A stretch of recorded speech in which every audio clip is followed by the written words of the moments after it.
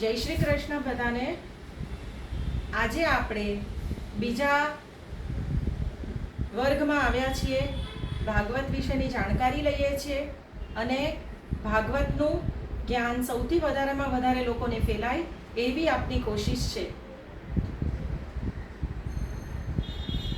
આપણે ગયા વખતે ઘણા લોકો આમાં હાજર નથી રહી શક્યા, તો જે લોકો હાજર નથી રહી શક્યા એના માટે આપણે થોડું પહેલાં રીકેપ કરશું કે પહેલાં થોડું રિવિઝન કરશું અને ત્યાર પછી રિવિઝન કર્યા પછી આપણે આગળ ચાલીશું.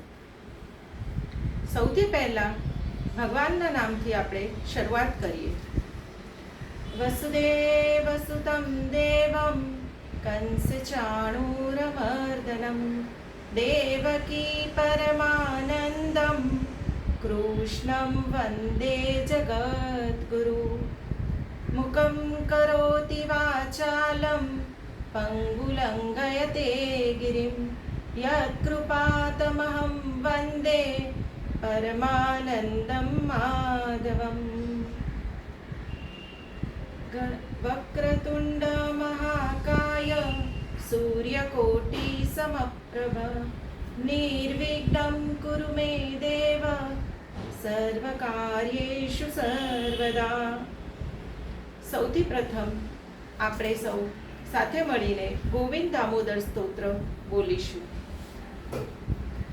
करारविन्देन पदारविन्दं मुखारविन्दे विनवेशयन्तं वाटास्य पात्रास्य पुटे शयानं बालं मुकुन्दं मनसा स्मरामि.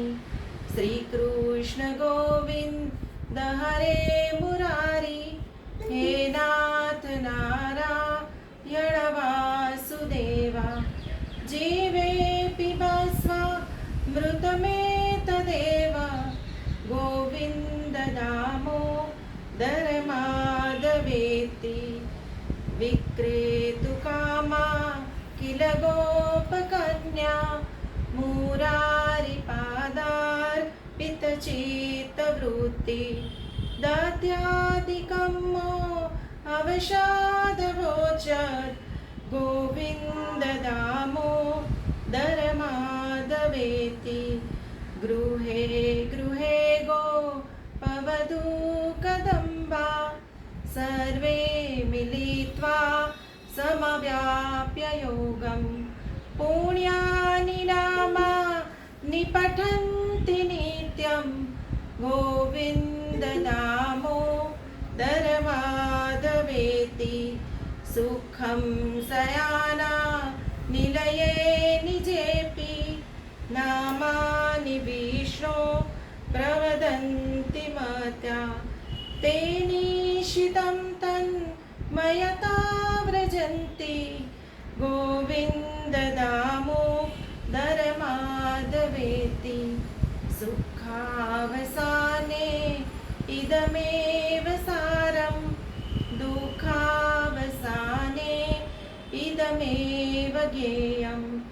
देहावसाने इदमेव जाप्यं गोविन्द दामोदर माधवेति.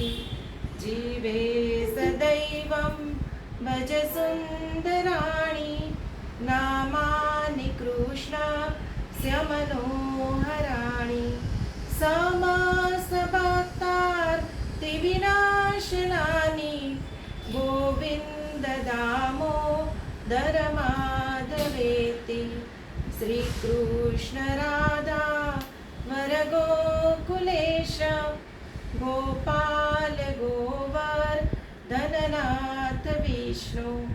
जीवे पिबस्व मृतमेतदेव गोविन्द दामोदर माधवेति. गोविन्द दामोदर माधवेति. गोविन्द दामोदर माधवेति. બધા સાધકોને જય શ્રી કૃષ્ણ. આજે બીજો દિવસ છે, ભાગવતનું મહાત્મ્ય કરીએ છીએ આપણે. ભાગવતના કુલ 12 સ્કંદ છે અને ટોટલ 18,000 શ્લોકો છે. આ 18,000 શ્લોકોમાંથી આપણો પહેલો વર્ગ ગયો ભાગવત મહાત્મ્ય માટે. ભાગવત મહાત્મ્ય એટલે ભાગવતનું ઇમ્પોર્ટન્સ શું છે, આપણે એને કેમ આટલો ઇમ્પોર્ટન્ટ ગ્રંથ છે, એની શું મહત્વતા છે, એના માટેનો આપણે પહેલો વર્ગ લીધો. તો ઘણા સાધકો પહેલા વર્ગમાં હાજર નથી રહી શક્યા. આપણે થોડું રિવિઝન કરીએ, જેનાથી એ લોકોને પણ થોડું જ્ઞાન મળે અને આગળ એમની લિંક જોડાય. સૌથી પહેલાં વાત કરી, સૌથી પ્રથમ શ્લોક છે ભાગવતનો, સચ્ચિદાનંદ રૂપાય વિશ્વોત્પત્યાદિ હેતવે તાપત્રય વિનાશાય શ્રી કૃષ્ણાય વયમ નુમઃ. સચ્ચિદાનંદ રૂપ જેવા કૃષ્ણ ભગવાનને અને વિશ્વની ઉત્પત્તિ માટે આવેલા આ કૃષ્ણ ભગવાન, ત્રણેય દુઃખોનો નાશ કરનારા એવા કૃષ્ણ ભગવાનને આપણે નમસ્કાર કરીએ છીએ. બીજી આપણે વાત કરી કે કઈ રીતે 4 વેદો અને મહાભારત આ બધાની ઉત્પત્તિ, આ બધાનું સર્જન કર્યા પછી પણ વેદવ્યાસજીને જરાય શાંતિ નહોતી. 4 વેદો એમણે પોતે લખ્યા. કયા 4 વેદ? ઋગ્વેદ, યજુર્વેદ, સામવેદ, અથર્વવેદ. અને આ 4 વેદો એમણે લખ્યા. એ 4 વેદોના પણ આપણે 4 પ્રકાર જોયા. 4 ના આપણે પ્રકાર જોયા. એ 4 વેદો, આ 4 વેદો ના આપણે એક છે બ્રાહ્મણ, એક છે આરણ્યક, ત્રીજું છે ઉપનિષદ અને ચોથું છે બ્રાહ્મણ, આરણ્યક, સંહિતા અને ઉપનિષદ. આ 4 એના પ્રકારો છે. બ્રાહ્મણની અંદર હંમેશા આપણને ફક્ત શ્લોકો, મંત્રો અને બધી વિધિઓ જાણવા મળે. આરણ્યક એટલે અરણ્યમાં કઈ રીતે રહેવાનું એની માટેની સઘળી માહિતી અરણ્યકમાં હોય છે. ત્રીજું છે સંહિતા. સંહિતા એટલે મંત્રો, સ્તુતિઓ. સ્તુતિ એટલે વખાણ. ભગવાનના આપણે વખાણ કરીએ. જ્યારે આપણે બધી સ્તુતિ કરીએ, મહાલક્ષ્મીજીની સ્તુતિ, શ્રી હનુમાનજીની સ્તુતિ, તો આ બધી સ્તુતિ શેમાં હોય છે એ વિશે એમાં સંહિતામાં લખેલું હોય છે. અને ચોથું છે ઉપનિષદ. ઉપનિષદ એટલે વેદાંત, વેદનો લાસ્ટ ભાગ. એટલે દરેક વેદોને આપણે 4 ભાગમાં કર્યા: સંહિતા, બ્રાહ્મણ, આરણ્યક અને ઉપનિષદ. આ 4 ભાગોની વાત સમજાવી ગયા આપણે પહેલા વર્ગમાં. પછી આપણે બીજી વાત કરી વ્યાસજીની વાર્તા. વ્યાસજીના દીકરાનું નામ શું? વ્યાસજીના દીકરાનું નામ હતું શુકદેવજી. શુકદેવજી એમને કઈ રીતે શુકદેવજીનો જન્મ થયો? વાટિકાજીને 16 વર્ષે વાટિકાજીને 16 વર્ષ સુધી ગર્ભ રહ્યો. વાટિકાજીને 80 વર્ષે બાળક આવ્યું. એમણે કઈ રીતે તપશ્ચર્યા કરી અને શંકર ભગવાનની તપશ્ચર્યા કર્યા પછી એમને શંકર ભગવાનની કૃપાથી એક પોપટ, જેનો પૂર્વજન્મ પોપટ હતો અને બીજા જન્મમાં એક શુકદેવજી બન્યા. આ રીતે આપણે શુકદેવજીની વાર્તા કરી. પછી આપણે આગળ વાત કરી કે કઈ રીતે કોને આ વાર્તા કરી. એટલે નારાયણની નાભીમાંથી, શ્રી નારાયણજીની નાભીમાંથી સ્વર્ણકમળ પ્રગટ થયું. સ્વર્ણકમળની અંદરથી બ્રહ્માજી આવ્યા. બ્રહ્માજીએ આ વાર્તા નારદજીને ચતુશ્લોકી ભાગવત કહ્યું. ત્યાર પછી નારદજીને આ જ સેમ ભાગવત કથા કહી સનત કુમારોએ. જ્યારે નારદજીની વાર્તા નારદજીને આ વાર્તા કેમ બીજી વાર કહેવામાં આવી? કેમ કે એમને ભક્તિ મળી હતી. ભક્તિ કરીને એક સ્ત્રી હતી જેના 2 પુત્ર ઘડપણવાળા હતા, એટલે ઘરડા દીકરા અને જુવાનમાં આવું હતું. તો ભક્તિને થયું કે એના 2 દીકરાઓ જે ઉઠતા નથી, એના માટે ઘણી કોશિશ કરી ભક્તિએ, પણ એ ઉઠતા નહોતા. ત્યાર પછી એમણે નારદજીને વાત કરી. નારદજીએ કહ્યું કે હું ટ્રાય કરીશ આ બંને છોકરાઓને ઊભા કરવા માટે.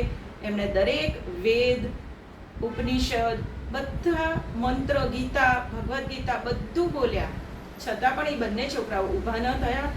અંતે એમણે કથા કરી, આ ભાગવત કથા, અને એનાથી જ્ઞાન અને વૈરાગ્ય ઊભા થયા. આ બધી આપણે વાર્તા કરી લાસ્ટ આપણા ક્લાસમાં, આપણા લાસ્ટ વર્ગમાં. હવે આપણે આગળ ચાલીશું. વેદવ્યાસજીનો દીકરો શુકદેવજી. શુકદેવજી એ આ રીતે વાર્તા કરી, પણ સૌથી પહેલા કૃષ્ણ ભગવાન વેદવ્યાસે મહાભારતની રચના કરી, અને મહાભારત પછીનું આ ભાગવત ગ્રંથ છે. ભાગવત ગ્રંથ સૌથી લાસ્ટ ગ્રંથ છે. ત્યાર પછી કોઈ પણ એમણે પોતાની બધી શક્તિ ભાગવતમાં મૂકી દીધી છે. એટલે ત્યાર પછી કોઈ પણ ગ્રંથનું એમણે પછી કલમ મૂકી દીધી, પછી કોઈ પણ ગ્રંથ એમણે બનાવ્યો નથી. પોતાની બધી શક્તિ એમણે એમાં લગાડી દીધી, એમાં એમણે બધું બેસ્ટ નાખી દીધું છે. દરેક વસ્તુના ઉપાય, દરેક સમસ્યાના ઉકેલ એ વેદવ્યાસજીએ આમાં મૂક્યા છે. પણ ખરેખર તો મહાભારત જ્યારે પતી ગયું ત્યારે જે અર્જુન, નકુલ, સહદેવ, યુધિષ્ઠિર, ભીમ, આ જે પાંચે પાંડવો હતા, એ પાંચે પાંડવોએ કૃષ્ણ ભગવાનની સાથે એ લોકો એકવાર બેઠા હતા. કૃષ્ણ ભગવાને કહ્યું કે તમે એક કામ કરો, થોડા વનમાં ફરીને તો આવો. અને એ લોકો વનમાં ફરવા ગયા. વનમાં ફર્યા તો એમને બધું કંઈક અલગ જ દેખાયું. મહાભારતનું યુદ્ધ પતી ગયું હતું. મહાભારતનું યુદ્ધ ખતમ થઈ ગયું, એમને રાજગાદી મળી ગઈ, બધું બરાબર, અને પોતે જીતી ગયા. હવે વનમાં બધા પાંચે ભાઈઓ ફરવા ગયા. ત્યાં એમણે શું જોયું? એમણે જોયું એક હાથી હતો, પણ કેટલું વિચિત્ર! એ હાથીને બે મોઢા હતા, બે મોઢાવાળો હાથી. અરે, આ તો નવાઈની વાત છે. હજી આગળ ગયા, ત્યાં જોયું એક ગાય, એ પોતે વાછરડાનું દૂધ પીવે છે, વાછરડીનું દૂધ. તો આ તો કઈ અલગ જ છે. વાછરડી ગાયનું દૂધ પીવે, આ તો ગાય વાછરડીનું દૂધ પીવે છે. એમને ખૂબ જ નવાઈ લાગી. ત્યાર પછી એમણે પાંચે પાંડવો આગળ જતા હતા. એમણે જોયું એક પક્ષી હતું, ડાળ પર બેઠું હતું, અને તમે માનશો નહીં, પણ એ પક્ષી શ્લોક બોલતું હતું. શ્લોક, બધા ભગવાનના બધા શ્લોક સંસ્કૃતમાં બોલે, કડકડાટ બોલે, પણ બીજી બાજુ એના મોઢાની અંદર માંસનો ટુકડો હતો. અરે, બધા પાંડવોને તો નવાઈ લાગી ગઈ કે આ શું ચાલી રહ્યું છે. આગળ ગયા, હજી એમને નવાઈ પામે એવી વાત તો બાકી હતી.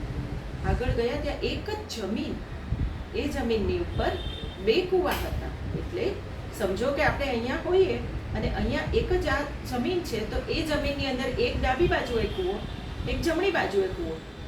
આ બાજુનો કૂવો, એક બાજુનો કૂવો આખો પાણીથી ભરેલો, જ્યારે બીજી બાજુનો કૂવો એમાં સાવ સૂકો, જરાય પાણી નહીં. હવે આપણે કહીએ ને કે જમીનના પાણી અલગ અલગ હોય છે. કૂવો એટલે શું? કૂવો એટલે તો ગ્રાઉન્ડ વોટર.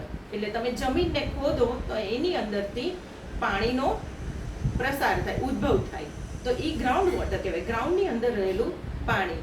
તો એ ઘણા કહે ને કે અમારા ઘરનો કૂવો, પહેલાના જમાનામાં કહેતા કે અમારા કૂવામાં ખારું પાણી આવે, કોઈ કે અમારા કૂવામાં મીઠું પાણી આવે. તો એ જમીનનો ફરક હોય.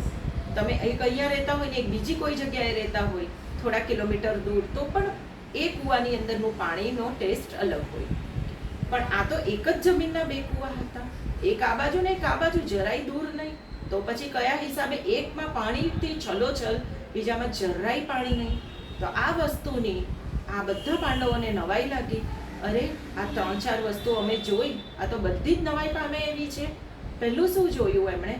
એક જોયું બે મોઢાવાળો હાથી, પછી જોયું ગાય વાછરડીનું દૂધ પીવે છે, ત્રીજું જોયું કે પક્ષી શ્લોક બોલે છે પણ એક બાજુ માંસ ખાય છે, ચોથું જોયું કે બે કૂવા બાજુ બાજુમાં, પણ એક કૂવો ભરેલો અને બીજો કૂવો સાવ જ ખાલી, એકદમ ખાલી. આ બધું જોયા પછી તમને લાગે છે હજી એમને નવાઈની એક મોટી વાત તો બાકી હતી. આગળ ગયા, એક મોટો પથ્થર પર્વત પરથી પડતો હતો. એ પર્વત પરથી પડતો પથ્થર એટલો મોટો હતો, રોક હતો મોટો, કે બધા ભલભલા માણસો અંદર દબાઈ જાય. પણ એમણે જોયું તો એ પથ્થર આવતા આવતા ઉપરથી ડુંગર પરથી ઉતરતા ઉતરતા એક નાનું તણખલું આવ્યું. તણખલું એટલે કદાચ છોકરાઓને ન સમજ પડે તો પાર્ટ ઓફ પ્લાન્ટ, એકદમ સ્મોલ અમસ્તું એક નાનો ગ્રાસ જેવો ટુકડો. એ તણખલું હતું, એનાથી એ આટલો મોટો પથ્થર અટકી ગયો. બાકી પાંડવોને તો લાગ્યું કે અહીંયા ને અહીંયા જ અમારા રામ રમી જશે, પણ એ તો બચી ગયા. એ પથ્થરને અટકાવી દીધો એ તણખલાએ. આ બધું જોઈને એમણે કૃષ્ણ ભગવાન પાસે ગયા. તમે અમને કહ્યું હતું કે વનમાં જઈને જુઓ તો ખરા, તો અમે તો જોયું અને અમને તો બહુ જ નવાઈ લાગી. આ બધું શું ચાલી રહ્યું છે? એમણે આ બધી વાર્તા કરી. કૃષ્ણ ભગવાને કહ્યું કે હવે તમને ખબર નથી, કળી આવી ગયો છે. કળી એટલે કોઈ પર્સન નથી, કોઈ માણસ નથી. કળી એક યુગ છે. યુગ એટલે એરા, બેઝિકલી જનરેશન કહીએ ને આપણે. અત્યારના કયા છોકરાઓ છે? કઈ જેન ઝી છે, અને જેન આલ્ફા, જેન બીટા, જેન ગામા, બરાબર? અને કઈ અમે લોકો જેન મિલેનિયમમાં આવ્યા, અમે મિલેનિયલ્સ કહીએ. ઓકે, તો આ બધા જનરેશન્સ છે. તો આ કળિયુગની જે વાત ચાલે છે, તો કળી એ પણ એક યુગ છે. ઇટ ઇઝ નોટ, એટલે આખા યુગની વાત ચાલે છે, આખા જનરેશનની વાત ચાલે છે. તો કૃષ્ણ ભગવાને કીધું અત્યારે કળિયુગ આવ્યો છે. અત્યારના આપણે ઘરમાં જે બાળકો હશે એ બધા જેન ઝી કે પછી જેન આલ્ફા, હા જેન આલ્ફા છે,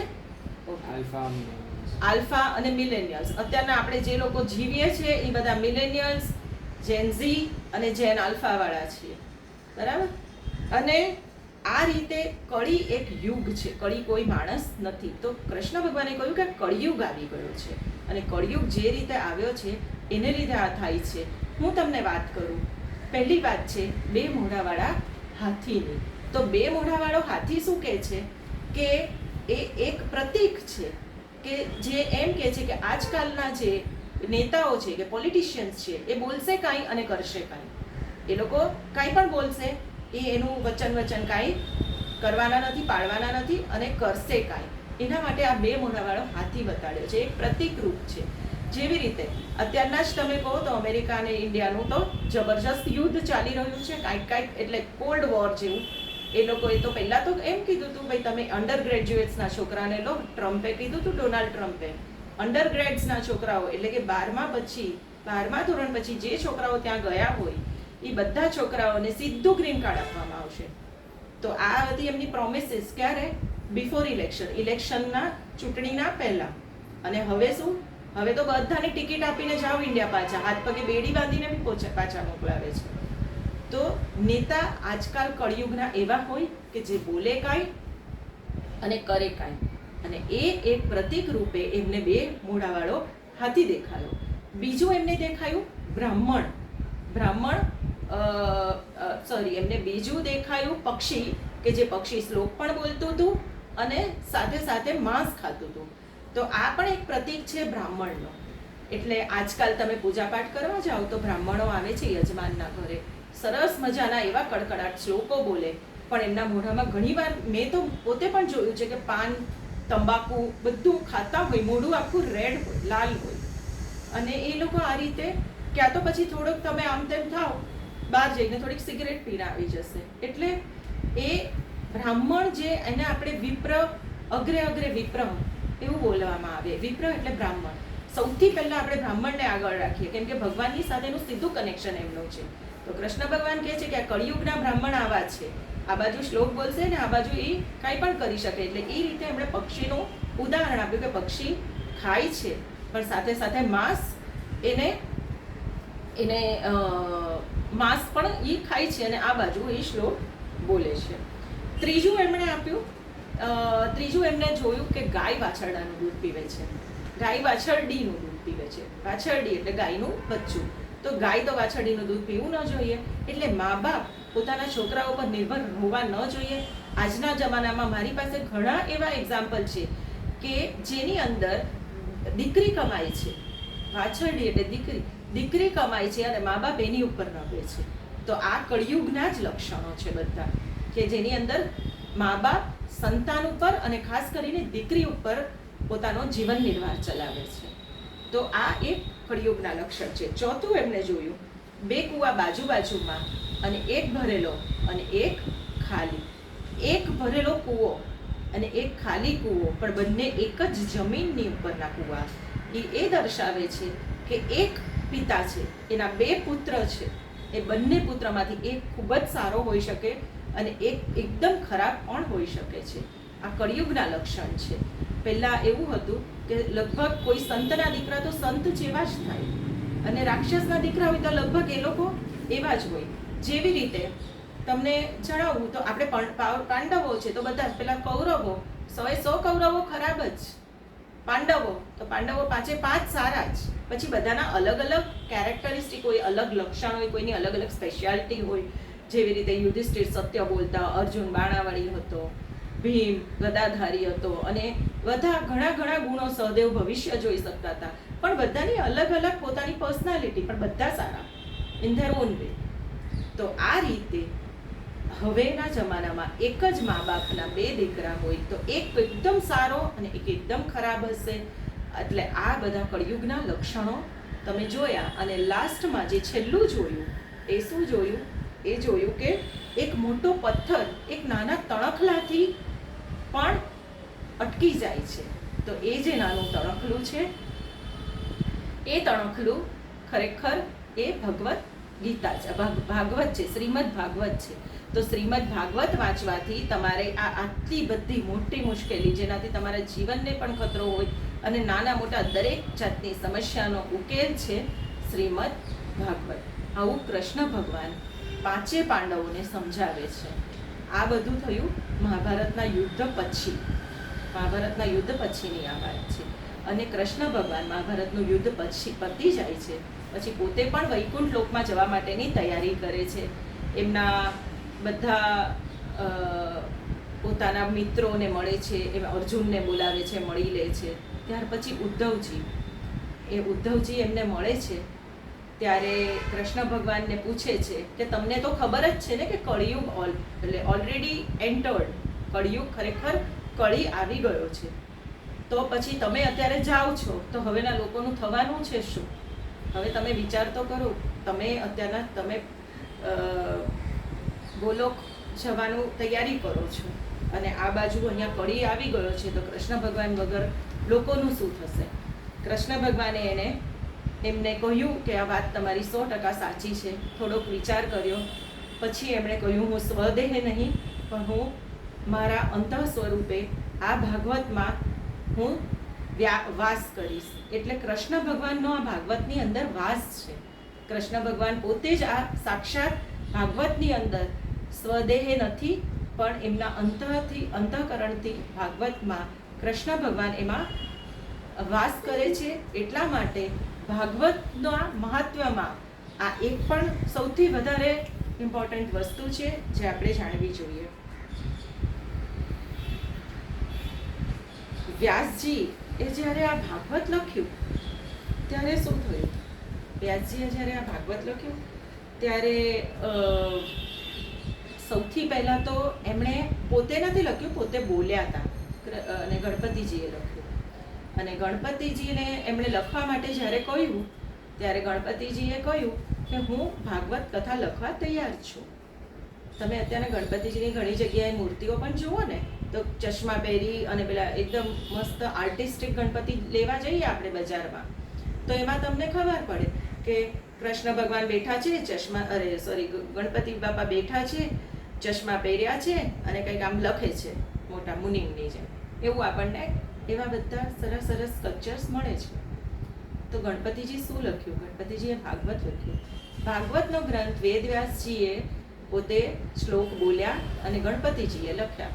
પણ ગણપતિજીએ એક શરત મૂકી કે તમે આ શ્લોક તમે જે બોલો છો એ કથા હું લખીશ, બધું કરીશ, પણ તમારે વચ્ચે અટકવાનું નહીં. જો તમે અટક્યા તો હું અહીંથી ગયો.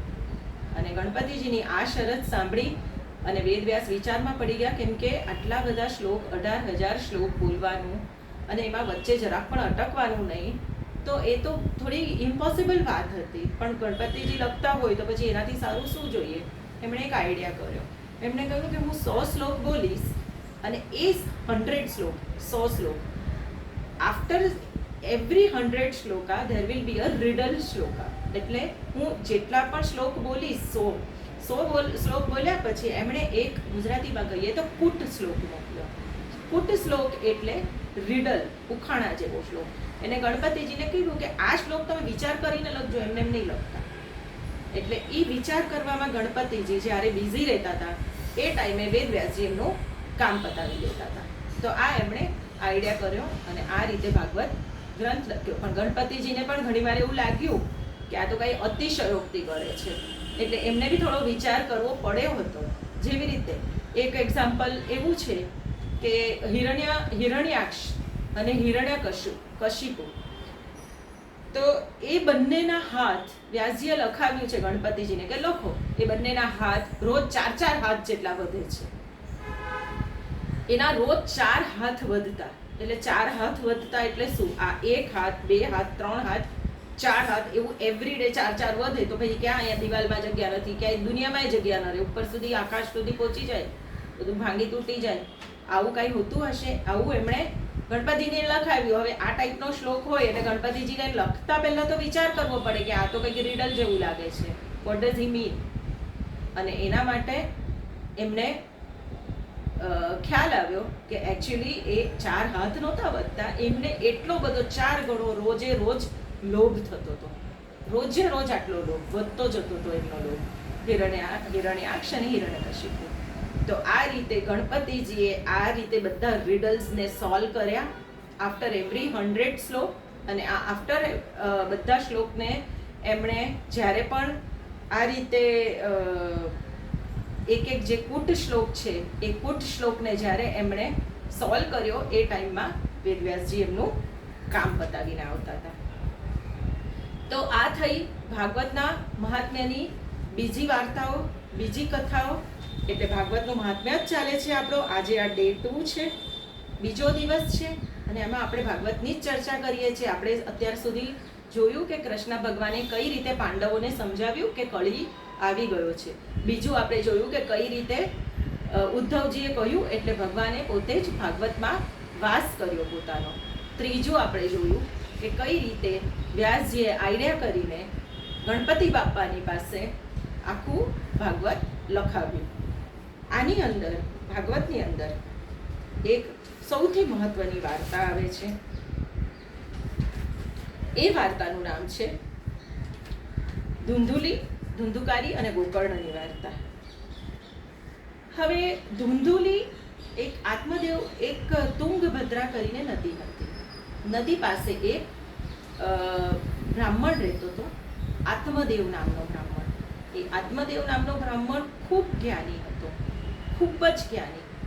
એ બ્રાહ્મણને કોઈ જાતનું એને વ્યસન નહોતું, એ બહુ સારા સંસ્કારવાળો હતો. પણ એક એનામાં એની ખરાબી હતી. આત્મદેવ બ્રાહ્મણની પત્નીનું નામ હતું ધુંધુલી. અને એક જ એ લોકોની પાસે માઇનસ પોઈન્ટ હતો કે એમને એકે સંતાન નહોતું. બધી રીતે એમનું જીવન બહુ સારું ચાલતું હતું. લોકો એ વારે વારે યજ્ઞો કરતા, લોકોને જમાડતા અને બહુ સારા કામ કરતા, સત્યવચન બોલતા, કોઈ જાતના ખરાબ સંસ્કાર નહીં. આ આત્મદેવ બ્રાહ્મણને એક સંતાન વગરના હતા, એનો બહુ મોટો ખટકો હતો. એમણે બહુ બધા ઉપાય કર્યા, બધા જ્યોતિષને બતાડ્યું, સંતોને બતાડ્યું, બહુ થોડી પૂજા કરી, કોઈ પણ રીતે એમને બાળક થતું નહોતું. ત્યાર પછી એક સંતને એમણે એ મળ્યા અને એમણે કહ્યું કે આત્મદેવજીએ કહ્યું કે મને સંતાન સુખ નથી, મને સંતાન જોઈએ છે. આ વાત સાંભળીને પેલા ઋષિ જે હતા એમણે જોયું, થોડા એમનો કુંડળી જોઈ અને એમણે કહ્યું, ભવિષ્ય વાક્યો કે તમારા નસીબમાં સંતાન સુખ નથી, અને જો સંતાન તમને આવશે તો એ તમને એટલું દુઃખી કરશે, તો એના કરતાં કે તમને સંતાન ન હોય એ સારું. તમે આ વાત સમજો અને સંતાન વિશે ભૂલી જાઓ. પણ પિંડદાન કોણ કરે? આજે મા બાપ મરી જાય ત્યારે પિંડદાન થાય છે. હવે તો ઘણી જગ્યાએ એવું જ લખેલું હોય છે કે લૌકિક રિવાજ બંધ છે, પણ પિંડદાનનો ખૂબ મહત્વ છે, ખૂબ એનું મહત્વ છે. આપણે આગળ ચાલીને એ વાત પણ કરીશું. તો આત્મદેવ બ્રાહ્મણને થયું કે હું મરી જઈશ તો મારો દીકરો જ નથી, તો પિંડદાન કોણ કરશે? એટલે મારા આત્માના શાંતિ માટે, મારા પિંડદાન કરવા માટે મને બાળક જોઈએ છે. અને એ માન્યા જ નહીં. એમણે કહ્યું, પોતાના ઓલા ઋષિને કહ્યું કે મને ગમે એ રીતે સંતાન જોઈએ જ છે. ઋષિ કહે કે તમારું સંતાન ખરાબ નીકળશે તો કે કાંઈ વાંધો નહીં, હું એને સારા સંસ્કાર આપીશ, હું પોતે ભણેલો છું, હું પોતે જ્ઞાની છું, હું મારા દીકરાને સારો બનાવીશ, તમે એની ચિંતા નહીં કરો, બસ મને એક પુત્ર આપો.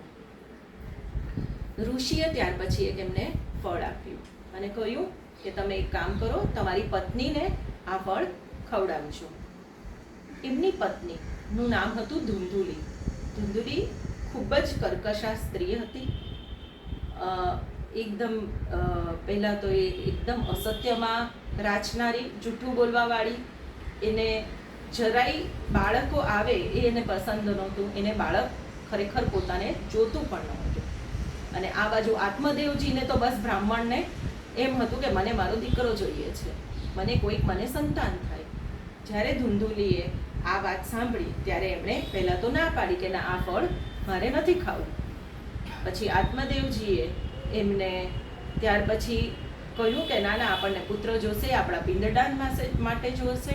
અને આત્મદેવજીએ એમને ગમે એ રીતે થોડા કન્વિન્સ કર્યા કે અચ્છા ઠીક છે, તમને આ હું ફ્રૂટ ખાઈ જઈશ, આ ફળ હું ખાઈ જઈશ, એમ કહ્યું. કોણે? ધુંધુલીએ. ત્યાર પછી એને આઈડિયા કર્યો કે મને તો આ બાળક તો જોતું જ નથી. એણે એની બહેનને વાત કરી. હવે એની બહેન એ વખતે સગર્ભા હતી. કોની બહેન? ધુંધુલીની બહેન એ વખતે સગર્ભા હતી. તો ધુંધુલીની બહેને એમ કહ્યું કે એક કામ કર, મારું જે બાળક આવે ને એ તું લઈ લેજે, અને આ ફ્રૂટ છે એ તું ગાયને ખવડાવી દે. આ ગાય અહીંયા ઊભી છે આંગણામાં, એને તું આ ફ્રૂટ ખવડાવી દે. અને આપણે મારું જે બાળક આવે એ તું લઈ લેજે, મને સામે પૈસા આપી દેજે. આ બધો આઈડિયા કરે. તો એને થયું પણ 9 મહિના આપણે નાટક કરવું પડે, તો પછી કે હું સગર્ભા છું એનું નાટક કરવું પડે, પછી જેવો તારો બાળક જન્મે એવું મારે લઈ લેવું પડે. એક મોટો ડ્રામા ક્રિએટ થાય અને એ આત્મદેવને ખબર પણ ન પડવી જોઈએ આ બધા ડ્રામાની. તો આ કઈ રીતે આપણે કરીએ? એની બહેન બહુ ચાલાક હતી. એણે કહ્યું આ બધું થઈ જશે, તું ચિંતા નહીં કર, તું ખાલી મને પૈસા આપી દે. તો ધુંધુલીએ હા પાડી. એ લોકોએ એવું કર્યું, એ જે ફળ હતું એ ફળ લઈને એમણે ખવડાવી દીધું. ત્યાં આંગણામાં જે ગાય હતી એને ખવડાવી દીધું. અને આ બાજુ સમય જતો ગયો અને ધુંધુલીએ પોતે સગર્ભા એટલે પ્રેગ્નન્ટ હોવાનું નાટક કર્યું. ધીરે ધીરે આત્મદેવને વસ્તુની ખબર જ ના પડી અને ધીરે ધીરે એમણે આ નાટક કર્યું. 9 મહિના વીતતા ગયા અને 9 મહિના પૂરા થઈ ગયા પછી એક બાળકને જન્મ આપ્યો એની બહેને, જે આણે તરત જ લઈ લીધો. બહેનને પૈસા આપી દીધા. બેન એના ઘરે ગઈ અને આત્મદેવને બતાડ્યું કે આ આપણું સંતાન છે. આત્મદેવ ખુશ થઈ ગયો કે ચલો મારા ઘરે બાળક અવતર્યું, અને એ પણ પુત્ર. એ પુત્રનું નામ એમણે ધુંધુકારી પાડ્યું. આ બાજુ જે બાળક, જે ફળ ગાયે ખાધું હતું, ગાયથી પણ એક સંતાનનો જન્મ થયો. એ બરાબર માણસ જેવું જ દેખાતું હતું, ખાલી એના કાન ગાય જેવા હતા. બાકી બધો આખો માણસ as it is human child. ખાલી એના કાન હતા વિચ વોઝ જસ્ટ લાઈક કાઉ, ગાય જેવા કાન હતા. તો ગાય જેવા કાનવાળાને હિસાબે એનું નામ પાડ્યું ગોકર્ણ. અને ઓલો જે દીકરો એડપ્ટેડ ટાઈપ, એનું નામ પાડ્યું ધુંધુકારી. હવે ધુંધુકારી અને ગોકર્ણ બંનેને સાથે જ આત્મદેવે મોટા કર્યા. એમને થયું કે આ પણ મારા દીકરા જેવો જ છે, કેમ કે માણસનો દીકરો થયો ને, એટલે માણસ જેવો એનો બધો લુક હતો. તો એને ગોકર્ણને પણ પોતાના દીકરાની જેમ જ એમણે મોટો કર્યો. ગોકર્ણએ પણ એને પિતા જ કહેતા હતા. તો એમના ફાઇનલી 2 દીકરા થઈ ગયા, એક ગોકર્ણ અને એક ધુંધુકારી. ધુંધુકારી પાસે દરેક જેટલી પણ ખરાબમાં ખરાબ દુનિયામાં આદતો હોય એ બધી જ હતી.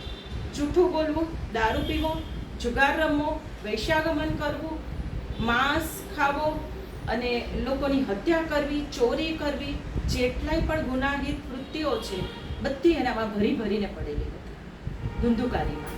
જ્યારે ગોકર્ણ આખો ઓપોઝિટ. ભગવાને કહ્યું ને કે એક જ બાપના 2 દીકરા, એક સારો અને એક ખરાબ, એનું એકદમ લાઈવ એક્ઝામ્પલ ત્યારે ને ત્યારે જ મળી ગયું. એ ગોકર્ણ સૌથી સારો. ગોકર્ણ બરાબર તપ કરે, સવારે વહેલો ઉઠે, જ્યારે આ સ્નાન કરે. ધુંધુકારી તો સ્નાન શૌચ ક્રિયાહીન હતો, એટલે સ્નાન એવું બધું એ કરે જ નહીં, એકદમ ગંદો રહે. આપણામાં 3 જાતના સ્નાન બતાવ્યા છે. 3 જાતના સ્નાન છે. સવારના જે મળસ કે 4 થી 5 બ્રહ્મ મુહૂર્તમાં સ્નાન કરે. બ્રહ્મ મુહૂર્ત એટલે બ્રહ્મ મુહૂર્તનો મતલબ છે કે સૂર્યોદયની પણ પહેલાનું સ્નાન. તો એને કહેવાય ઋષિનું સ્નાન, કેમ કે ત્યારે આકાશમાં નક્ષત્રો પણ દેખાય અને એની અસર થાય આપણા ઉપર. ત્યાર પછીનું છે 5 થી 6:30 વાગ્યા સુધી સવારના, એનું નામ છે મનુષ્ય સ્નાન. અને ત્રીજું છે સૂર્યોદય પછીનું, એટલે ઘણા તમે 7 વાગે 8 વાગે 10 વાગે કરો, એ બધા રાત સુધી ગમે એટલી વાર કરો, બધા રાક્ષસી સ્નાન છે. તો આ રીતે સ્નાનના 3 પ્રકાર બતાવ્યા છે. તો ધુંધુકારી એ પોતે સ્નાન શૌચ ક્રિયાહીન હતો, આ બધું કાંઈ માનતો નહોતો. ગોકર્ણને થયું કે આ મારો ભાઈ તો મને બહુ જ ડિસ્ટર્બ કરે છે, એ વારે વારે ગોકર્ણને હેરાન કરતો હતો. ધુંધુકારી ખૂબ જ એને કાંઈક હેરાન કરે, એ કાંઈક કરતો હોય, યજ્ઞ કરતો હોય તો એમાં પણ એને કાંઈક હાડકા નાખી આવે, એટલો ખરાબ, બધી રીતે એને હેરાન કરવામાં કાંઈ બાકી ન રાખે એવો એનો ભાઈ ધુંધુકારી. અને આ બાજુ આત્મદેવ પણ એ સાંભળીને, એ જોઈને ખૂબ દુઃખી થઈ ગયા. ગોકર્ણએ એને શિખામણ આપી કે પિતાજી તમે વનમાં જતા રહો, તમે થોડા અહીંયાથી નીકળી જાઓ તો તમને થોડા મનને શાંતિ થશે, અને તમે ભાગવતના 10મ સ્કંદનો પાઠ કરો અને વિષ્ણુ સહસ્ત્ર નામનો જાપ કરો. આજે પણ ઘણા જ્ઞાની લોકો રોજ એકવાર વિષ્ણુ સહસ્ત્ર નામનો પાઠ કરે છે અને 10મ સ્કંદ બોલે છે. મારા પોતાના દાદા રોજ વિષ્ણુ સહસ્ત્ર નામ બોલતા હતા, every night before sleeping. Vishnu સહસ્ત્ર નામ ખરેખર અને 10મ સ્કંદ આ બેના પાઠ કરવાથી પણ આત્મદેવ બ્રાહ્મણને મુક્તિ મળે છે. આ બાજુ ગોકર્ણને પણ થયું કે આ મને બહુ ડિસ્ટર્બ કરે છે, આ મને હેરાન કરે છે, એટલે આ જગ્યાએ મારે રહેવા જેવું નથી. એ ત્યાંથી નીકળીને ધ્યાન ધરવા ચાલી નીકળ્યા, વનમાં જતા રહ્યા. અને ધુંધુકારી એને તો એકદમ છૂટો દોર મળી ગયો, ચોરી કરે, લૂંટફાટ કરે, કોઈને ત્યાંથી બધા વૈશ્યાઓની સાથે રહે, બધાને હેરાન કરે, કોઈનું કાંઈ ખરાબ કરવામાં એને બાકી ન રાખ્યું. ખાવું પીવું, નાવું ધોવું તો હતું નહીં, ખાવું પીવું પણ ખાવાનું શું માંસ, પીવાનું શું તો મદિરા એટલે દારૂ. આ જ રીતે એણે જીવન જીવવાનું હતું. કોઈ એને પૂછવાવાળું નથી, પપ્પા કે નથી ભાઈ, એને ખરાબમાં ખરાબ રીતે એણે જીવન પસાર કરવાનો જાણે નિશ્ચય કરી લીધો હતો. આ રીતે એ ખરાબ જીવન વ્યતીત કરતો હતો. ત્યાં એ છેલ્લે 5 વૈશ્યાઓની સાથે એ રહેતો હતો. એ 5 વૈશ્યાઓ પૈસાની ખૂબ લાલચી હતી, અને એ 5 વૈશ્યાઓને માટે એણે ચોરી કરી એક ઘરમાં, અને ચોરી કરી અને બધા દાગીના એ 5 વૈશ્યાઓમાં વેચી દીધા. એની સાથે એ રહેતો હતો. આ બાજુ પૈસા મળ્યા, ખૂબ ધન મળ્યું, એટલે બધી વૈશ્યાઓની ખરાબ દાનત વધારે ખરાબ થઈ. એમણે વિચાર કર્યો કે આપણે આ ધુંધુકારીને મારી નાખીએ. ધુંધુકારીને મારવા માટે એમણે એક દોરડું લીધું અને ફાંસો જેવો તૈયાર કર્યો. પછી એમને થયું, એટલે એને ફાંસે લગાવ્યો, પણ એને એમ લાગ્યું કે કદાચ આ જીવી જશે તો, એટલે પછી બળબળતા અંગારામાં એને નાખી દીધું. એટલે એને બાળી કાઢ્યો, બેઝિકલી આ લાઈવ જલાવી કાઢ્યો, આખો બાળી કાઢ્યો.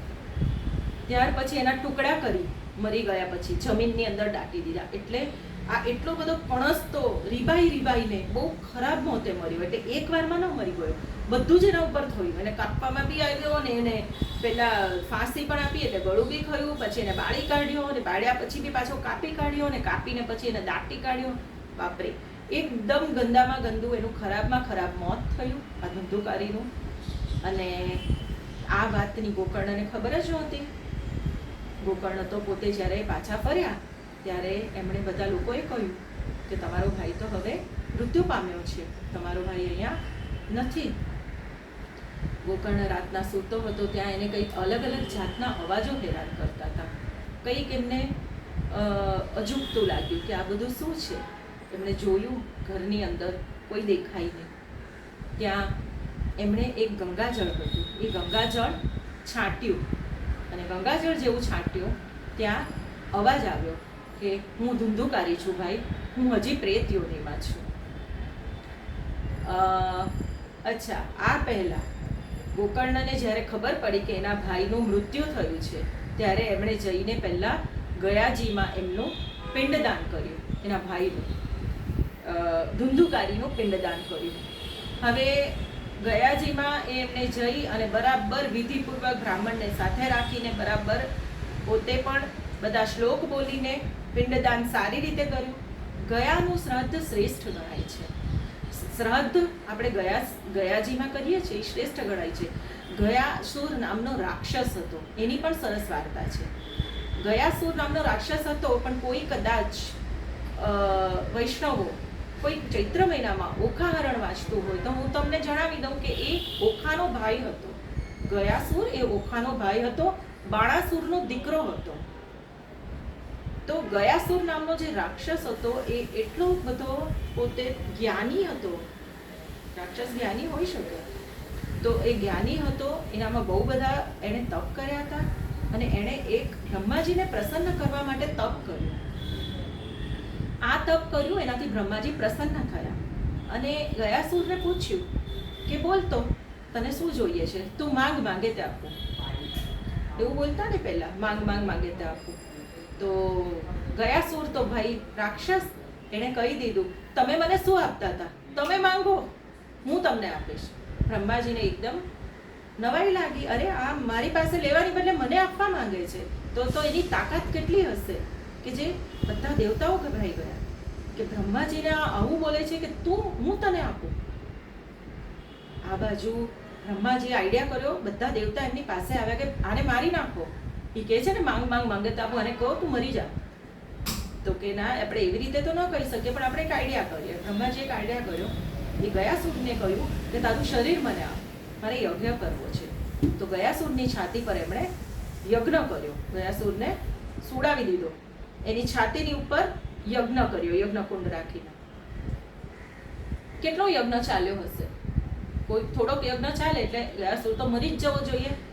1 વર્ષ નહીં, 2 વર્ષ નહીં, 3 વર્ષ નહીં, 10 વર્ષ નહીં, 100 વર્ષ સુધી આ યજ્ઞ ચાલ્યો.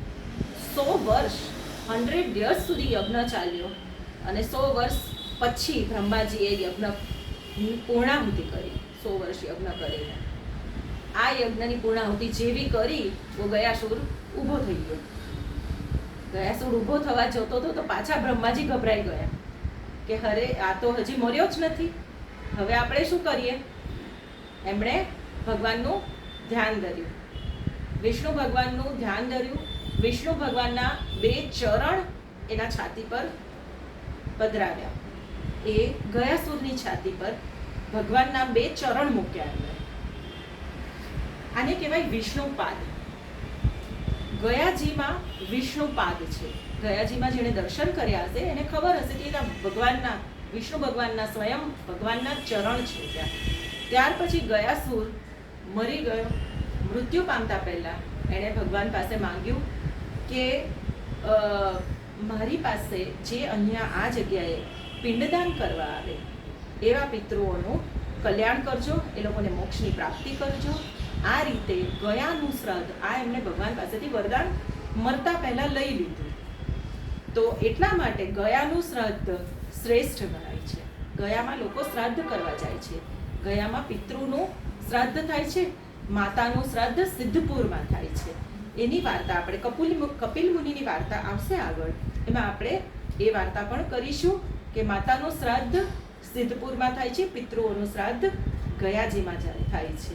તો ગયાજીમાં તમે પિંડદાન કરો તો મુક્તિ મળે છે પિતૃઓને. પિંડદાન કરતી વખતે તમે જોયું હોય કે કોઈએ કર્યું હોય તો ખ્યાલ હશે કે પિંડદાન જ્યારે કરે ત્યારે પોતાના જે સ્વજન જે ગુજરી ગયા હોય એનું તો નામ લે છે, સાથે બીજા કોઈ ભૂલાઈ ગયા હોય ને તો સાથે સાથે પિંડદાન બધાનું કરી દે છે. તો એ બધાને મુક્તિ અપાવજો. કોઈક કાકા હોય, મામા હોય, દાદા હોય, પરનાના, પરદાદા, ફુવા, બધાના નામ એ લોકો પિંડદાનમાં લે છે. કેમ કે કદાચ આ પિંડદાન અમે કરીએ જ છીએ તો સાથે સાથે એમને પણ મુક્તિ મળે, જો કોઈને મુક્તિ ન મળી હોય તો. તો આ બાજુ ગોકર્ણ જેવી રીતે પાછો આવ્યો, એને ખબર પડી કે મારા ભાઈ નથી, હવે ગુજરી ગયો છે, એનું મૃત્યુ થયું છે. ત્યાર પછી તરત ગયાજીમાં જઈને આ શ્રાદ્ધ કરે છે. શ્રાદ્ધ કર્યા પછી તો એમને એવું જ લાગે કે મારો ભાઈને હવે મુક્તિ મળી ગઈ છે. તો ત્યાર પછી આ વાર્તા આવે છે કે ગોકર્ણને જ્યારે પોતાના ઘરમાં હતા ત્યારે અલગ અલગ જાતના વિચિત્ર અવાજો સંભળાય છે. એકદમ એને નવાઈ લાગે છે કે આ બધા અવાજો ક્યાંથી આવ્યા. એ અવાજ એ સાંભળે છે, એને કાંઈ સમજ નથી પડતી, તો એ ગંગાજળ છાંટે છે. અને જ્યારે ગંગાજળ છાંટે છે ત્યારે અવાજમાંથી બોલે છે કે ભાઈ, હું ધુંધુકારી છું, હું હજી પ્રેત યોનિમાં છું, મારી મુક્તિ નથી થઈ. તો ધુંધુકારી આ સાંભળવાથી ગોકર્ણને થયું કે કેમ મુક્તિ નથી થઈ? હું તો ગયાજીમાં ગયો હતો, તારું પિંડદાન કર્યું, ગયાનું શ્રાદ્ધ તો શ્રેષ્ઠ ગણાય છે, તો તારી મુક્તિ કેમ નથી થઈ?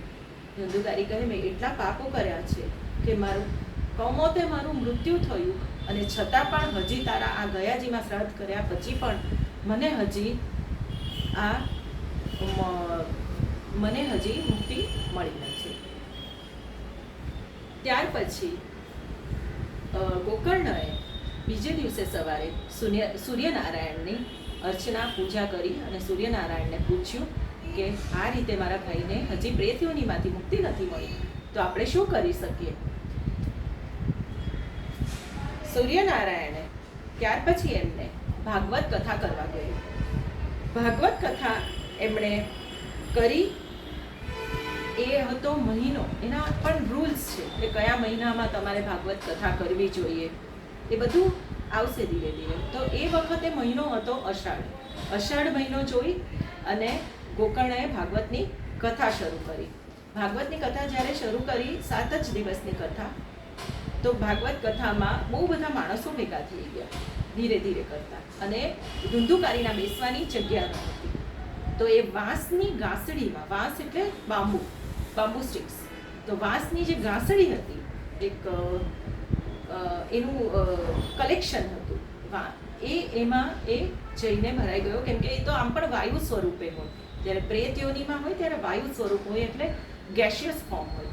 તો એની અંદર એ ભરાઈ ગયા વાંસની ગાંસડીમાં. અને જ્યારે વાંસની ગાંસડીમાં ભરાયા, એ વાંસની ગાંસડીમાં 7 ગાંઠો.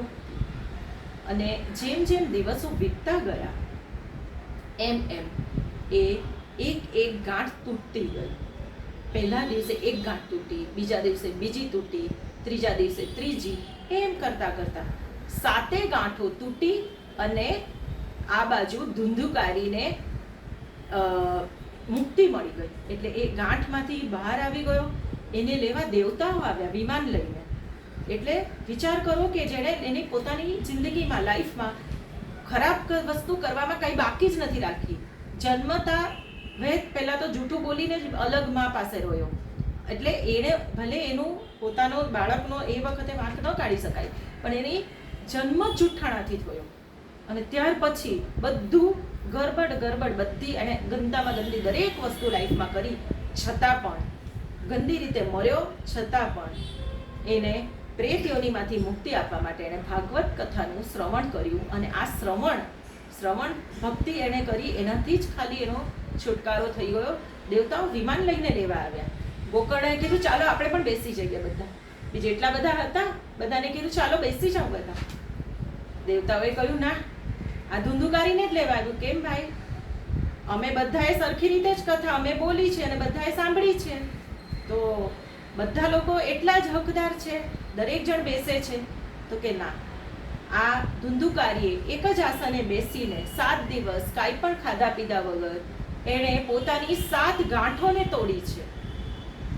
કઈ 7 ગાંઠો? એટલે એ 7 ગાંઠો છે, એક છે મદ, એક મોહ, એક મત્સર, એક ક્રોધ, એક માયા, એક હિંસા. આ બધી 7 પ્રકારની ગાંઠો એણે ધીરે ધીરે પોતાની તોડી છે. પહેલા તો એ પોતે એકદમ એને લોભ હતો, અહંકાર હતો, એને માયા હતી, એને બધી જ જાતની જે પણ ખરાબમાં ખરાબ એના પાસે જે કેરેક્ટરિસ્ટિક્સ હતા, બધા ખરાબ અવગુણને બધાને તોડી કાઢ્યા. એક દિવસે એક સરખી એક જ જગ્યાએ બેસીને એને કાંઈ ખાધું પીધું પણ નથી, અને એક જ જગ્યાએ બેસીને એક ચિત્તે એનું મનન કર્યું છે. મનન એટલે એણે અંદર ઉતાર્યું છે. એટલે આપણે ખાલી જસ્ટ આ ભાગવતની કથા આપણે એમ જ સાંભળવા પૂરતી સાંભળીએ, માઇન્ડમાં જાય છે કે નથી જતું, હું નોઝ, મારા મગજના તો બીજા વિચાર ચાલે છે, તો નહીં ચાલે, એવું ના ચાલે. તો એને એક જ વસ્તુનું પાછું મનન કર્યા કર્યું કે અચ્છા આ જે બોલે છે એનું મિનિંગ શું છે, હું કઈ રીતે ઉતારું. તો પહેલા દિવસે એની લોભની ગાંઠ તૂટી ગઈ, પછી મોહની થઈ, પછી મત્સરની થઈ, પછી અસત્યની, આ રીતે બધી ગાંઠો એની તૂટી ગઈ. અને એટલા માટે અમે એને લેવા વિમાન લઈને આવ્યા છીએ. તો પછી ગોકર્ણના એ અને બીજા બધા જે સાધકો હતા કહે કે ભાઈ તો પછી આપણા માટે પાછી કરો કથા. અષાઢ મહિનામાં એમણે ધુંધુકારી માટે કથા કરી, ભાગવતની કથા.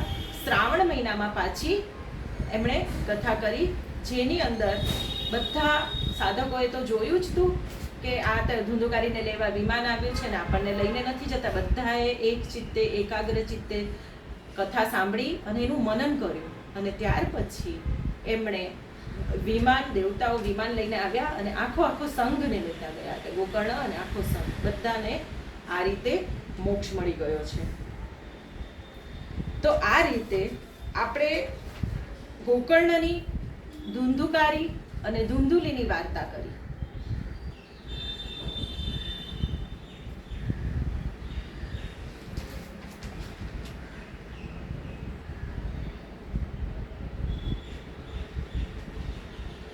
આગળ આપણે એક ભ્રાંતિની વાત કરીએ છીએ.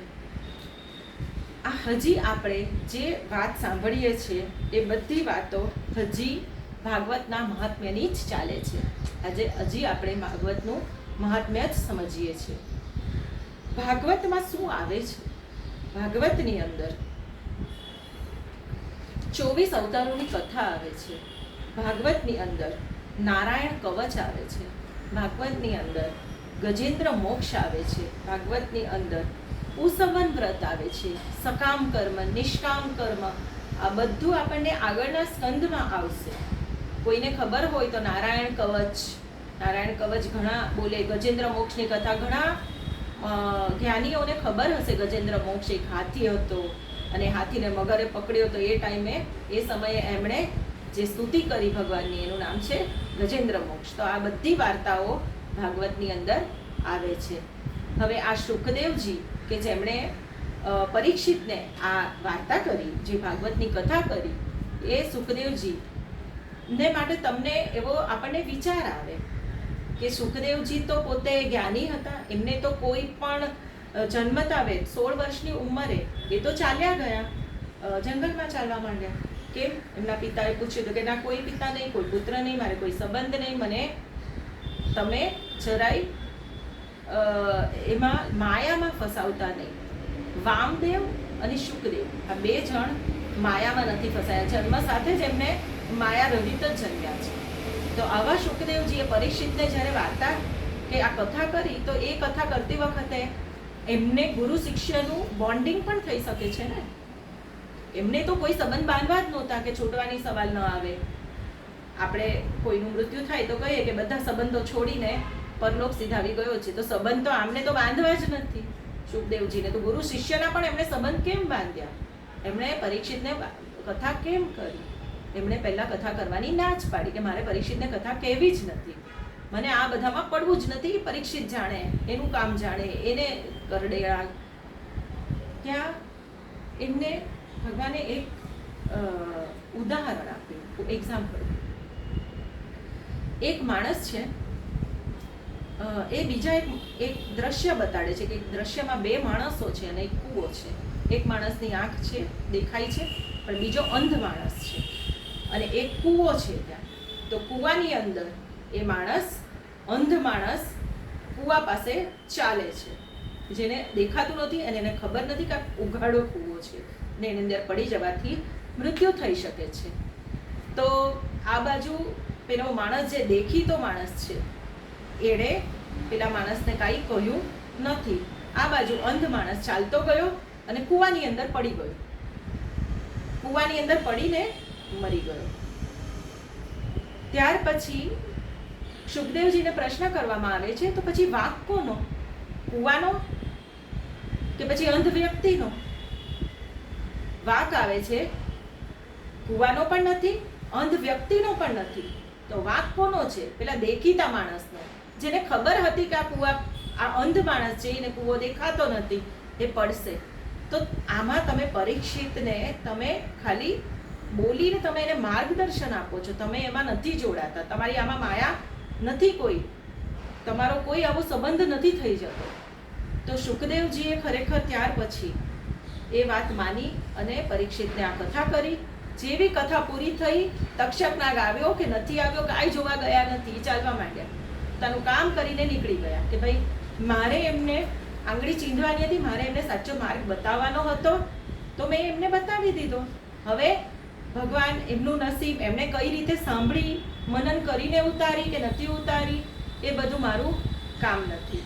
આજે આપણે કોઈ પણ જગ્યાએ જઈએ ને તો બાયસ્ટેન્ડર્સ બહુ હોય છે. બે માણસો ઝઘડા કરે કે ક્યાં તો કોઈક માણસ મરતું હોય તો બધા પહેલા વિડીયો લેવા જોશે, પણ વિડીયો લઈને એની બદલે એ જ વિડીયોના ટાઈમમાં એ માણસને બચાવી શકાયો હોય.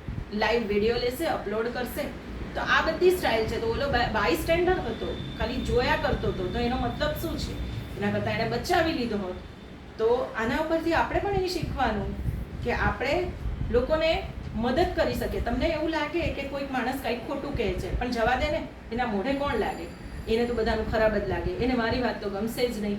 તો એવું નહીં, આપણે એને કહી દેવાનું, માનવું ન માનવું એ એની મરજી, ભલે એ ન માને, એમ માની લો કે એ માનવાનું જ નથી, પણ તમને જ્યારે એમ લાગે છે કે આ વસ્તુ ખોટી છે અને મારે એને સલાહ આપવી જોઈએ, તમને અંદરથી ફીલ થાય કે આ ખોટું કરી રહ્યો છે, એ માણસને તમારે જઈને કહી દેવું કે આ વસ્તુ મારા હિસાબે ખોટી થઈ રહી છે, આવું ન કરાય, સાચો માર્ગ આ છે. પછી એ માણસ તમારી વાત માને કે ન માને, પણ તમે છૂટી ગયા, તમને મનમાં ડંખ ન રહે કે મેં નહોતું કીધું. એટલે આ પણ એક સમજવાની વાત છે ભાગવત વિશે કે પછી આપણા બધા ગ્રંથો વિશે. આપણા ઘરોમાં ઘણી બધી ભ્રાંતિ કે મિસકન્સેપ્શન્સ છે. ઘણા બધા કહે છે કે આપણે મહાભારત ઘરમાં વંચાઈ નહીં, મહાભારત ઘરમાં વંચાઈને એવું કહે છે ને ઘણા. તો મહાભારત ઘરમાં લવાય નહીં ને વંચાય નહીં, ઘરમાં વસાવાય નહીં, આ બધી બધાની ભ્રાંતિ છે. કેમ કે એ શું કહેવામાં આવે છે આપણને કે મહાભારત જેના ઘરમાં હોય એના ઘરમાં ઝઘડો થાય. રામાયણ રાખો, ભાગવત ગીતા રાખો, ભાગવત રાખો, ભગવદ્ ગીતા રાખો, બધું રાખો, પણ મહાભારત નહીં રાખો, કેમ કે એમાં ભાઈઓ ઝઘડ્યા હતા એટલે એનાથી ઝઘડો થાય. તો હવે મહાભારત જેના ઘરમાં નથી, મોટા ભાગના લોકોના ઘરમાં તો કાંઈ જ નથી, નથી રામાયણ પણ કે નથી ભાગવત પણ મહાભારત પણ નથી, તો એ બધાના ઘરે શું ઝઘડા નથી થતા? જેના ઘરે મહાભારત નથી એ બધાના ઘરે પણ ઝઘડા થાય છે, જેના ઘરે મહાભારત છે એના ઘરે પણ મહાભારત થાય જ છે. મહાભારતની અંદર ઘણી બધી એવી વસ્તુ છે કે જેનું ઇન્સ્પિરેશન લઈને આજે ફોરેન કન્ટ્રીઝના લોકો પણ, ફોરેનર્સ બધા એમાંથી ઇન્સ્પિરેશન લઈને બધું બનાવે છે. એક તો મોટું એક્ઝામ્પલ હતું, આર્કિટેક્ચરલ એક પીસ હતો કે જેની અંદર એક વાર્તા આવે છે કે જે દ્રૌપદી હસે છે, દુર્યોધન ચાલે છે ત્યારે આર્કિટેક્ચરલ એવું એક મોન્યુમેન્ટ હતું કે જેમાં એ ચાલે તો રસ્તો હોય ત્યાં એને દેખાય કે આ રસ્તો છે, પણ એમાં પગ મૂકવા જાય તો પાણી નીકળે છે અને અંદર નીચે પડી જાય છે. આગળ ચાલે છે ત્યાં એને લાગે છે કે આ જમીન છે, ત્યાં પાણી લાગે છે, પાણી હોય ત્યાં એવું લાગે કે આ જમીન છે. અને આ દ્રૌપદીનું હાસ્ય પરથી જ એને ત્યાર પછી બદલો લેવાનું વિચાર્યું હતું. પણ આ જે એ તમે વિચાર્યું હતું બદલો લેવાનું, એ આપણે વિચારીએ, પણ એના કરતાં તમે એ આર્કિટેક્ચરલ પીસનો ઇમેજિન કરી શકો કે અચ્છા એવું કંઈ પીસ બનાવી શકાય. તો આ બધી ઇન્સ્પિરેશન લઈને પાશ્ચાત્ય દેશો બધા પોતે ઇન્સ્પિરેશન લે છે અને એમાં આગળ વધે છે. એવું કાંઈ છે નહીં. દરેક જગ્યાએ આપણે સારી વસ્તુ ગ્રહણ કરવાની અને ખરાબ વસ્તુ ગ્રહણ નહીં કરવાની, છોડી દેવાની. એક આ છે ભ્રાંતિ કે મહાભારતને ઘરમાં ન રખાય. બીજી એક ભ્રાંતિ છે કે કૃષ્ણ ભગવાન બાળ સ્વરૂપે જ સારા, મોટા થયા પછી કૃષ્ણ ભગવાન બગડી ગયા, એવું નથી. કૃષ્ણ ભગવાનને બાલ સ્વરૂપનું આપણે પૂજા કરીએ છીએ. સાથે સાથે તમે જોશો જે લોકો આ પાંડુરંગ શાસ્ત્રી, આઠવલે, પાંડુરંગ દાદાના બધા જે શિષ્યો છે કે ઘણા આજે બધા બાળકો બાળ સંસ્કાર કેન્દ્રમાં જાય છે, આ બધા એને તમે જુઓ, એ લોકો યોગેશ્વર ભગવાનનું પણ પૂજા કરે છે. રાધા કૃષ્ણની પણ આ ઇસ્કોનના મંદિરમાં જઈએ તો રાધા કૃષ્ણની પણ મૂર્તિ છે. એવું નથી કે આપણે બાલકૃષ્ણ છે એટલે બાલકૃષ્ણના જ આપણે પગે લાગવાનું, એમની જ આપણે સેવા કરવી એવું કાંઈ જરૂરી નથી. ભગવાન બાળ સ્વરૂપે પણ સારા હતા, બાળક સ્વરૂપ આપણને વધારે ગમે છે. તો બાળક સ્વરૂપને આપણે એનો શૃંગાર કરી શકીએ, એને ભોગ ધરાવી શકીએ. એટલે બાળ સ્વરૂપમાં આપણે બધા લાડ કરી શકાય, એટલા માટે આપણે બાળ સ્વરૂપનું પૂજન કરીએ છીએ. પણ કૃષ્ણ ભગવાનને મોટાને ઘરમાં ન રખાય ને મોટા થઈને બગડી ગયા એવું કાંઈ છે નહીં. ત્યાર પછી એક ત્રીજી ભ્રાંતિ છે કે કૃષ્ણ સિવાય કોઈની ભક્તિ કરવી નહીં. ઘણા લોકો પુષ્ટાવેલા ઠાકોરજી રાખે, તો એ લોકો એવું નથી કે બધા જ એવા હોય છે, પણ ઘણા એમ કે ના ના અમે તો ખાલી કૃષ્ણ ભગવાનને જ પગે લાગીએ. ઘણાને તમે કહો ને જૈન, કોઈ આપણે લાસ્ટ ટાઈમ વાત થઈ કે જૈન વૈષ્ણવ એ બધા સંપ્રદાય છે. તો જૈન સંપ્રદાયના લોકો એમ કે અમે સ્વામી સત્યનારાયણ ભગવાનની પૂજામાં પણ અમે આવીએ નહીં. કે પછી વૈષ્ણવ લોકો જે એકદમ પુષ્ટિ માર્ગીય હોય એ લોકો એમ કહેશે કે ના ના અમે તો કૃષ્ણ ભગવાનને જ પગે લાગીએ, બીજા કોઈને પગે લાગીએ નહીં. એવું નથી, તમે કોઈને પણ પગે લાગો, તમે બધા ભગવાનને પગે લાગો, ફાઇનલી બધા ભગવાનના દર્શન કૃષ્ણ ભગવાન પાસે જ જશે. જે રીતે એક સ્ત્રી છે એ આજે કોઈની માતા છે, કાલે કોઈની દીકરી હતી, અને કોઈની પુત્રી છે, કોઈની માતા છે, કોઈની વહુ છે, કોઈની નણંદ છે, પણ ફાઇનલી વ્યક્તિ તો એક જ છે. એવી જ રીતે તમે કોઈ પણ ભગવાનની પગે લાગો, કોઈ પણ ભગવાનની ભક્તિ કરો તો એ કૃષ્ણ ભગવાનમાં જ જશે. એક શ્લોક છે જે આ અર્થ બતાડે છે.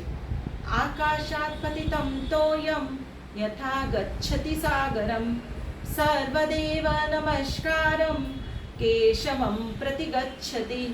આકાશાત પતિતમ તોયમ એટલે આકાશમાંથી પડેલું પાણી જેવી રીતે સાગરમાં ભળી જાય છે.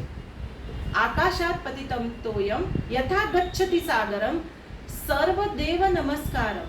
બધા દેવોના નમસ્કાર જે આપણે કરીએ છીએ. કેશવમ પ્રતિગચ્છતિ, કેશવ એટલે કૃષ્ણ ભગવાન.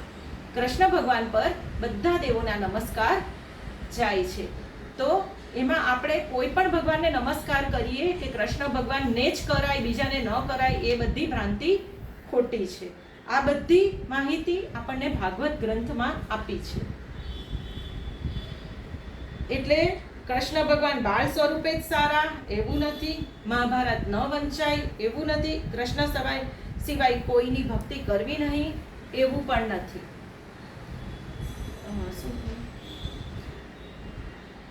આ રીતે આપણે હજી ભાગવતનું મહાત્મ્ય આગળ વધારીશું. આવતા શનિવારે સાંજે 4:30 થી 5:30 જ ટાઈમ છે. અને ઈચ્છીએ છીએ કે આપણા જેટલા પણ સાધકો છે એમાંથી આપણે અત્યારના દરેક માણસોને આ હર ઘર ભાગવતનું મિશન કેમ ચાલુ કર્યું છે કે બધાને આપણે પ્રિપેર કરી શકીએ. દરેક માણસો જે સાધકો છે એ દરેક સાધકો પોતે થોડું થોડું પોતાનું યોગદાન આપે અને ધીરે ધીરે આગળ આવે. આપણે એક ચેઇન ચાલુ કરવાની છે કે આપણે શીખીએ અને બીજાને શીખવાડીએ. તો આપણે આવતા વર્ગમાં કોઈ પણ એક સાધક, નૈનાબેન કેનેડાથી તૈયાર થયા છે, એ થોડુંક આપણને રીકેપ જે આપણે કર્યું એમના વિશે આવતા આપણા વર્ગમાં બોલવાના છે આવતા શનિવારે. ત્યાર પછીના દરેક લોકો મને નામો લખાવી લેજો. ત્યાર પછી જેને જેને બોલવાનું છે એક પછી એક આપણે વક્તા તૈયાર કરીએ છીએ. આપણે એક શ્લોકથી આજે સમાપ્તિ કરીશું. ઓમ પૂર્ણમદઃ પૂર્ણમિદં પૂર્ણાત પૂર્ણમુદચ્યતે પૂર્ણસ્ય પૂર્ણમાદાય પૂર્ણમેવાવશિષ્યતે. હરિ ઓમ. જય શ્રી કૃષ્ણ.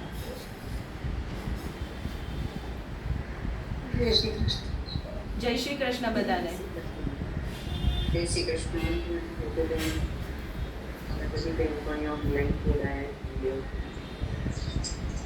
જય શ્રી કૃષ્ણ બધાને. જય શ્રી કૃષ્ણ. જય શ્રી કૃષ્ણ બધાને. હા, જય શ્રી કૃષ્ણ. જય શ્રી કૃષ્ણ.